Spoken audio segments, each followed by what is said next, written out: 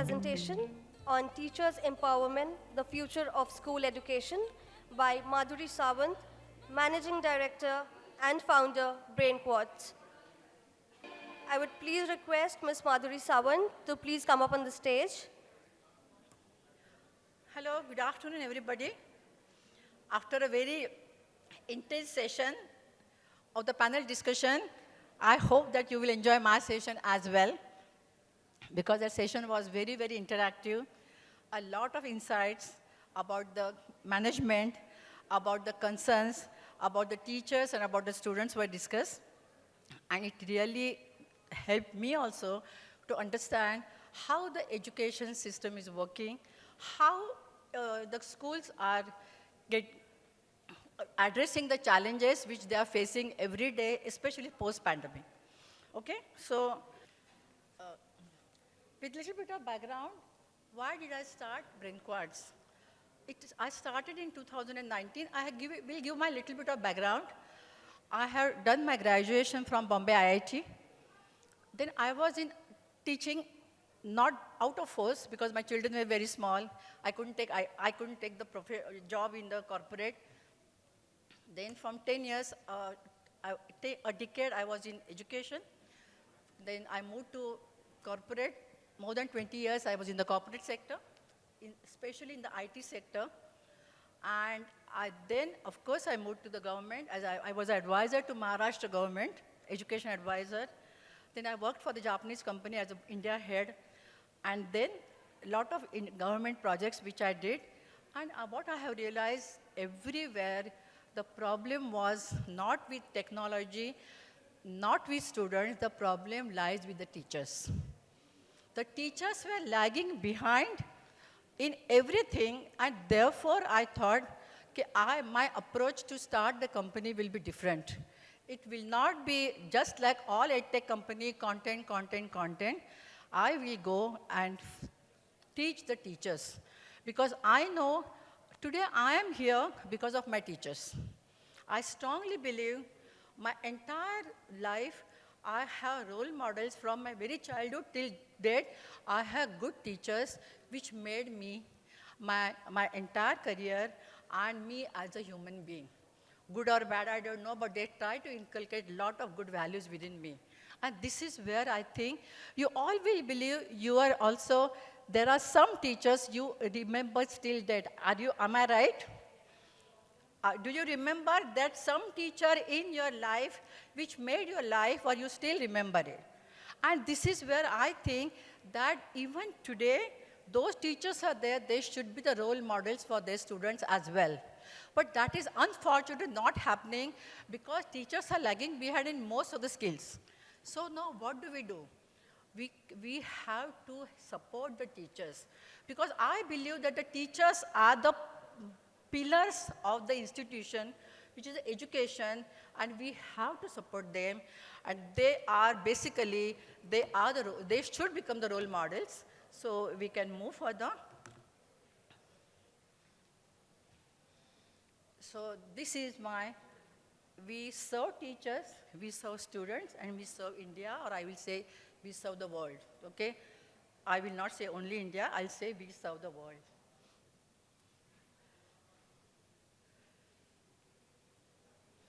Okay, I don't want to go into much details because a lot of things we have already discussed. So they are the role models, and they are truly the backbones of the society. You can talk about a lot of technology, but the technology is not what is a support. Technology is a support, just like a gas is a support to cook, technology also supports. Technology doesn't teach you anything. And this is where a lot of people are doing mistake. They said the moment you give technology, children will learn. That doesn't happen. Technology only supports. So support system, if it is not implemented properly or not understood properly, then the technology is of no use. So this is where we come into career. Who actually shape up their future, they are the ones who are lagging in the knowledge of technology. So we can see what is knowledge. There are a lot of data today. there is an ample of data today is on the net. Then what actually the Google search like Google does? It does, okay, you search, that data is converted into information. Information is converted into knowledge in the individual brain. Okay? Only because you, as long as the information is there on the net, it is not knowledge. Knowledge is in what you perceive. That is a knowledge. And this knowledge, this is actually information to knowledge is the teacher's role. So teacher is the one who is responsible for converting information into knowledge, and this is the role is so important. And this knowledge, when you start applying in the real world, then it is called wisdom. So from information to knowledge to wisdom, actually teacher plays an important role, and therefore we have to empower teachers. And this is what my principle is. Now if you see, the technology in education, what happens? Technology is penetrating very fast in education. What is happening? Students in cities, yes, they have some access. They are doing learning. They are using technology. From rural areas, very little. Instructional design, to some extent it is going, but the technology used by teachers in cities and rural areas, if you see, is almost nil. I would not say in COVID what has happened. The COVID, overnight, the gears were changed from classroom teaching to online teaching. What continued? You went on using Google Meet or Zoom to do the trainings, okay? Post-COVID, what happened? Sometimes the online teaching continued, but what teacher did? They used the same chalk and board at home, put the camera and started teaching. That is not online learning. On the contrary, it became a big hindrance because students could not read what the teacher was writing on the board. One thing is the concern of the handwriting. Second thing is visibility. So that is not the technology. We were all forced to use Zoom or Google Meet for the training online, but then teachers did not move on. They did not really learn what the online learning is. And therefore the gap remained. And after this, when it again came as an online learning, then teachers absolutely failed. Most of the teachers, I would not say, because my apology if I'm hurting somebody's, but most of the teachers failed because they did not learn technology.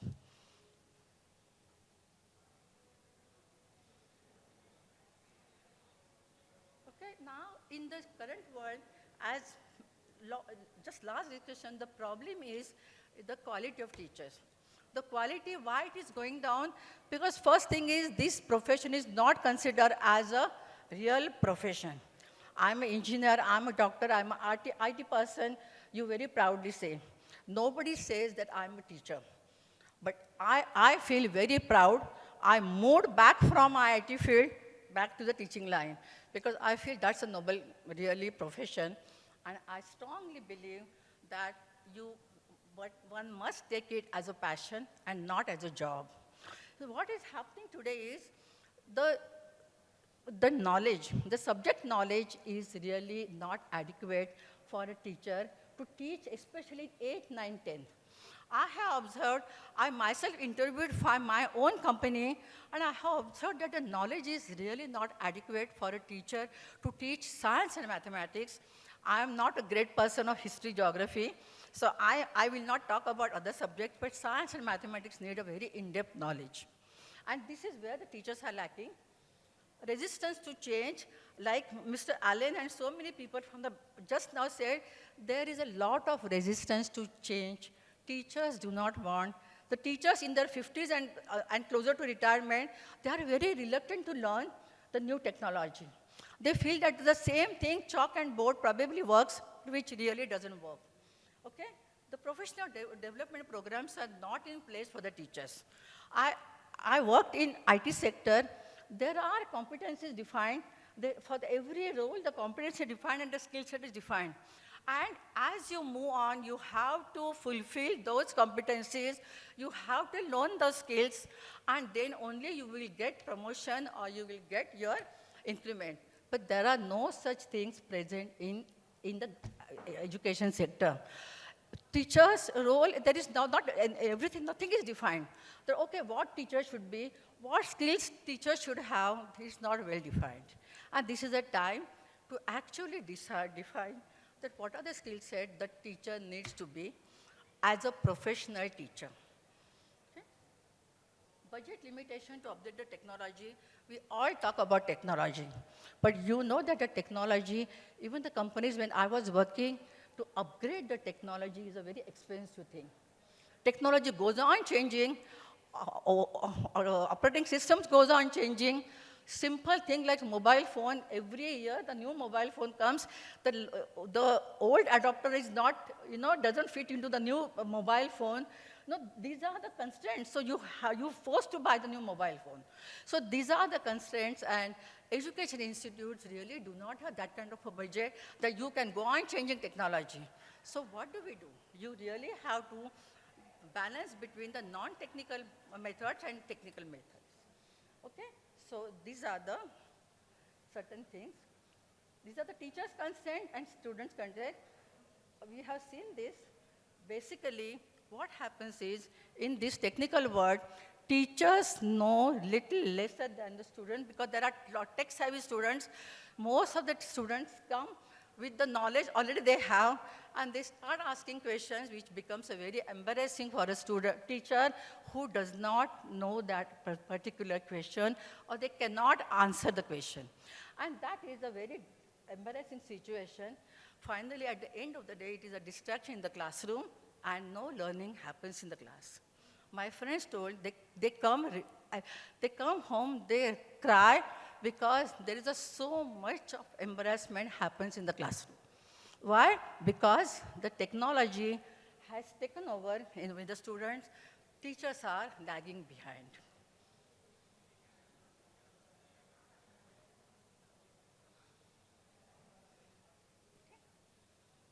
We have seen the teacher's job is really very taxing. They work for more than 6 hours, and there is a lot of administrative work, a lot of things they have to do. As I said, there is no professional growth, so they really don't know where they are heading. So these are all the concerned teachers' challenges. So here we come in the picture. What we do is, we know that each field requires a different kind of pedagogical instructions. One size doesn't fit all. Everything needs different pedagogical instructions. Knowledge impaired effectively across the spectrum of learners, because we know that there are different kind of learners.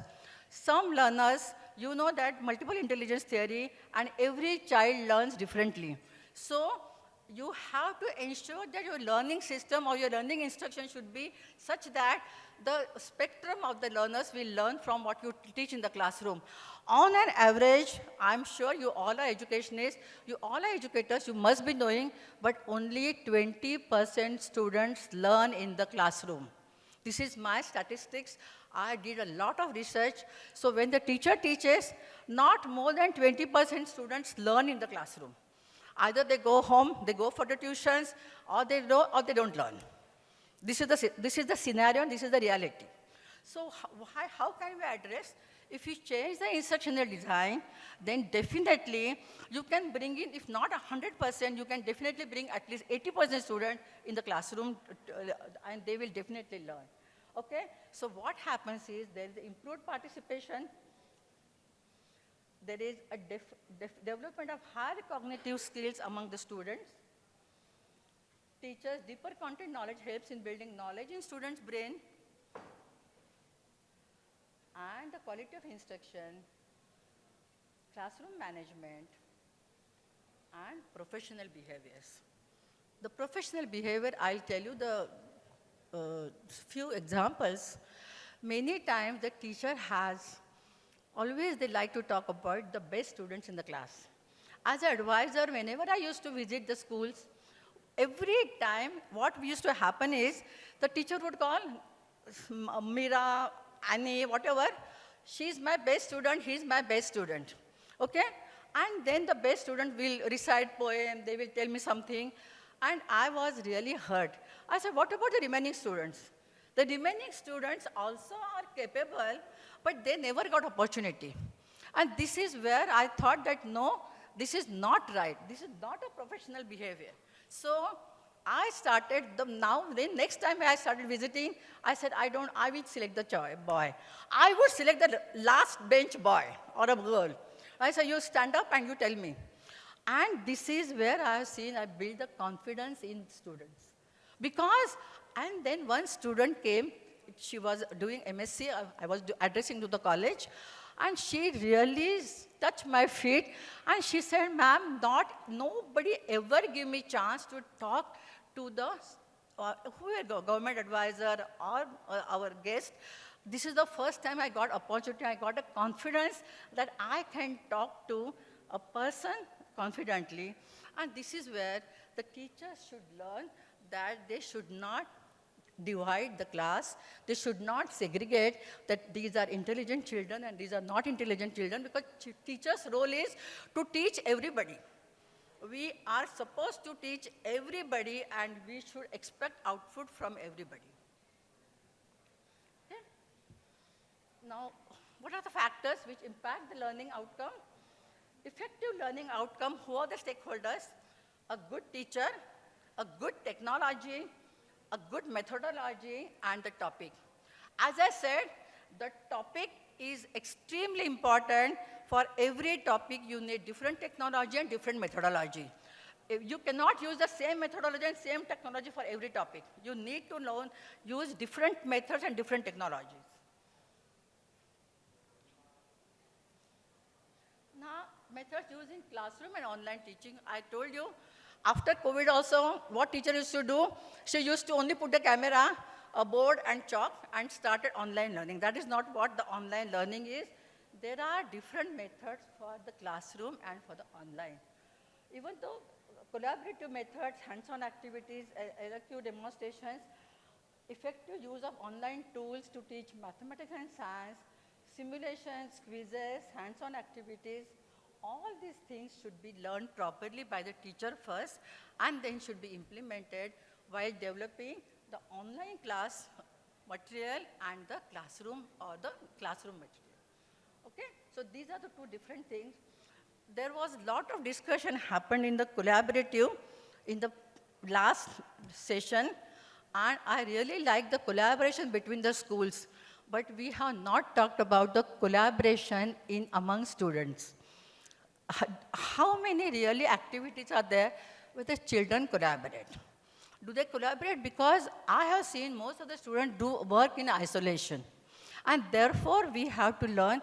See, the best practices I have seen in Japan. In Japanese schools, from the very childhood, they start the collaborative learning. They never do in isolation. Every time, every method they do to it. A simple example I'll give you. The second or third standard child, the teacher said, there are 2 cookies and 3 cookies. Give 2 cookies to Meena and 3 cookies to Jenny. And Meena and Jenny, and then write the equation. Equation word they learn in 2nd standard, which I learned when I was in 8th standard. Because when I started learning algebra, I learned what equation means. These children know at 2nd standard. So Meena writes 2 plus 3, Jenny writes 3 plus 2. Both 2 plus 3 and 3 plus 2 is both are 5. So the knowledge itself, they generate the knowledge in the class itself that 2 plus 3 is equal to 3 plus 2. That means A plus B is equal to B plus A. So this kind of knowledge generates on their own in the collaboration. And this collaboration is completely missing in most of the schools, at least what I know.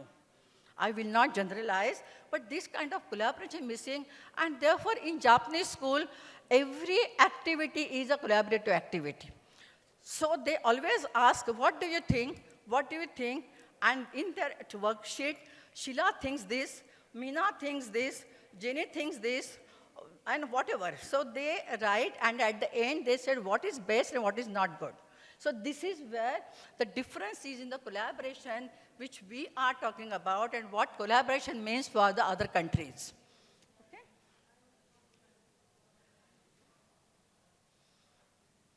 the story of imperfection brews the beauty. Now, another technique, we all the time we talk about technology, but technology is not always helps. There are many other methods which really help in teaching as well. One is the storytelling and story writing. So storytelling and story writing is something which we probably from the very childhood we have learned. We all know the Aesop's fables. The Aesop's fables were so effective in teaching us all the ethics, values, and till date we can see that those kind of people we can find around. So there is one beautiful story was told by my professor in IIT. He's told one day he told, I was doing the crystallography thing, and he told us one story of how the beauty lies in imperfection. We did not understand this physics professor is talking about imperfection and beauty and all those things. So suddenly we are, what is he talking about? We did not understand. Then he brought some crystals. He showed us some green crystals and some red crystals, and we said, wow, they are so beautiful. They said, this is here the imperfection lies. So we all have a belief that perfect things are beautiful in nature. Example is diamond. So diamond is so beautiful because it's perfect. The more the brighter, the less the impurity, diamond is beautiful. Exactly opposite emerald and ruby. Emerald and ruby are made up from the imperfect crystals. Aluminum oxide, aluminum gets replaced with chromium in both the crystals. You will be surprised, actually chromium imparts green color, but chromium imparts red color to ruby as well. And this is where he started the topic, which was otherwise very boring to us. But that topic really made so much of impact on me. I did so much of research after that, how the gemstones are, what are the structure of gemstones is, and this is where, sometimes the story help you in creating knowledge and generating curiosity. So this is where things lie. So this is a proverb. Tell me a fact, I will learn. Tell me the truth, I will believe. And tell me the story that will live in my heart forever. So the story remains with you. And till date, I cannot forget what my professor taught me. And now we come to my company. Our mission is to provide high quality teachers training. Okay? Our focus is 8th, 9th, and 10th. Because that's what I feel is a foundation where a teacher needs to give a proper knowledge to the student. Okay? With changing technology, instruction design needs to change.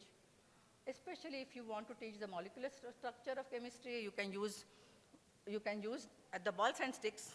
Okay, you don't need technology. If it's algebra, geometry, you can teach the tools like GeoGebra, Geometry Pad, Desmos. All these things we teach, how to use these tools effectively so that you can show how the parabola graph changes, how the equation changes with parabola, how the sign convention changes, how the sign graph changes. All these things we can use, and we teach how the light properties, using simulations. So when you talk about all light, reflection, refraction, you don't have to actually use, there are so many simulations available on the net. You can use them, you can use animations, you can use YouTube videos, and you can show those.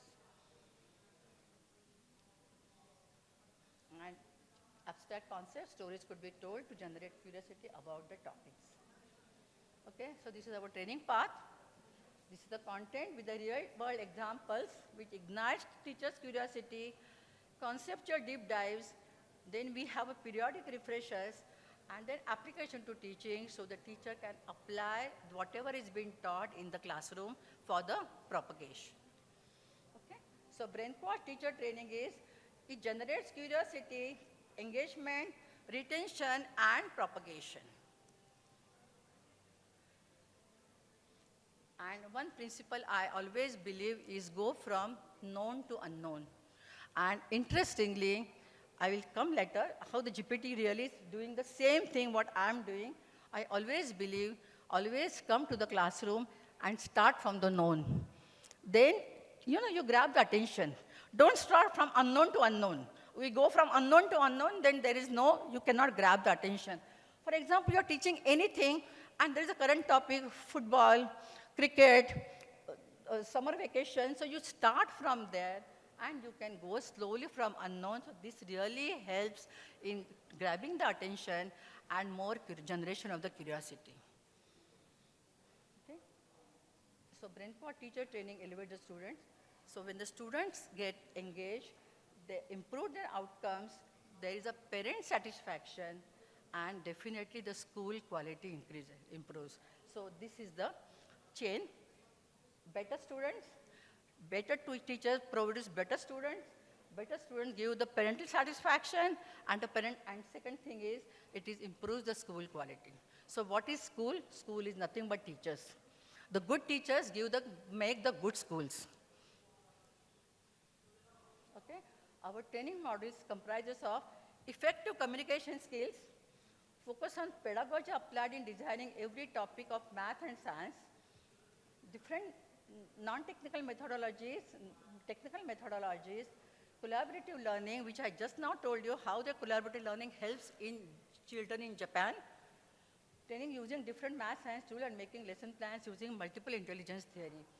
The first thing is the communication skills. Now, communication skills is something which is extremely important in the corporate world. I used to conduct the trainings for my company on communication skills, which actually they really do not need, because they don't communicate so much as the teachers communicate every day in and out with the students. 300 to 400 students every day in 6 hours classroom they teach. So this is very important for the communication skills, and therefore we conduct the communication skills, verbal communication, non-verbal communication. This is our signature training program and the other training program. And the last part which I'll take is we are so much apprehensive about ChatGPT. Okay? Everyone is talking about ChatGPT is a disruptive technology. Same thing happened when Google came. Everybody thought now students will only write from the Google, which did not happen. As I told in the beginning, they all provide information. They do not give any knowledge. You have to convert the information into knowledge. And this is where the ChatGPT comes into picture. Now, the latest one, the GPT-4 tutors, which I think launched just a week ago. I studied that very carefully before I came here. What it does, it really is a boon to the teachers, because teachers are so pressed with so much of admin work. So what it can do is, it creates the examples, it gives the explanations, because I told you, you have go from known to unknown. Suppose you don't know what is the example, what do? Then you just go to ChatGPT, feed it, and find out the examples for whatever you're teaching in the classroom. You can create the examples. You can give the explanations. Practice test, it gives the practice test to understand the concept deeper. You know that the practice test makes the learner more and more confident about the concepts. So these concepts are taught properly, and students' feedback, which I found is an extremely important or very interesting feature of the GPT-4. What it does is, a teacher can create basically a Google form. Teacher creates a Google form and get the feedback, and that Google form, it can feed to the GPT-4 tutor, and GPT-4 tutor gives all the insight, what student has understood, I mean, how many students have understood, how many students have not understood, and what it needs to be taught again in the classroom. So, teacher get all the insights immediately after feeding to the GPT-4 tutor. And distributed practices, which my philosophy, knowing from known to unknown, so they link from the past knowledge to the new knowledge. So the same thing what I am doing, and this is what the GPT-4 tutor does, and it is really helpful to the teachers. So we should not be very apprehensive that every technology will take away the teacher's role. No. Teacher's role will never go away, it will always remain, and this is what only uses by students. We all are apprehensive that there will be plagiarism and cheating in the exams, yes.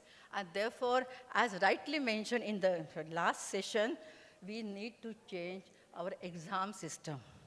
Only writing exam paper does not actually confirm that the really teach student learned or these are the student skills. So this is not possible, and therefore, if you really want to use this new technology, these are disruptive technology, they will remain there.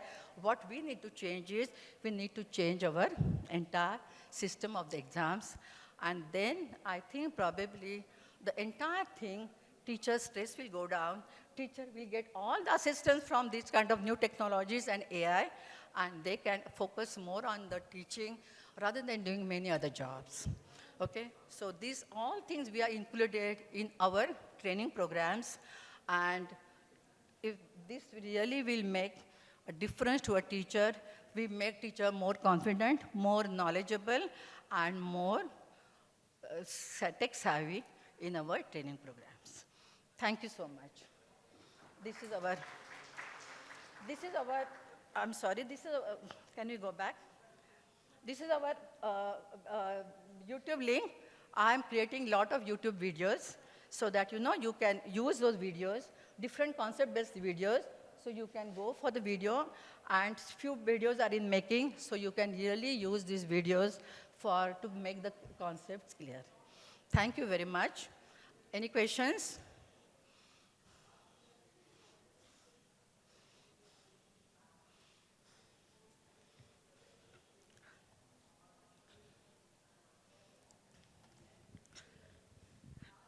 Good afternoon. I am Vidya Patil, Yes, ma'am. Maharashtra. It's not a question, it's a query. I think so lots of management people must be present over here. How many of them are really thinking that their teachers should get trained? No, madam, that is... It all rely on that, because idea is very nice, very good, but the positivity, thinking towards my school teachers should get trained, I have to invest in my teachers. That's not happening. That's not happening. So, yeah, I agree. yes, because I fully agree, but as it was discussed in the last, the day will happen when the students will not, they will prefer the home learning, they will prefer something else, they will not go to schools. Though they will not schools anymore if schools do not upgrade the teachers and their knowledge. So the day will come, ma'am, where we will not send our children to schools because their schools is of no use. I can send it to, or maybe we'll just send, what is happening today also. They go to school, immediately after that they go to tuition classes. Why? Exactly. Because they feel that teachers are not well equipped with the knowledge, so my tuition teacher knows better. And this, if it goes, and the gap will increase, and the day will happen when they will not need schools. Okay? yeah, So hope before all that, management people the will management take it has to positively and take the call. Yeah. yes. So this sure. is what that is why I started only teachers training. And then, of course, we develop the content but for teachers and not for students. Okay, so this is okay, thank you so much. Thank you for your patience and listening.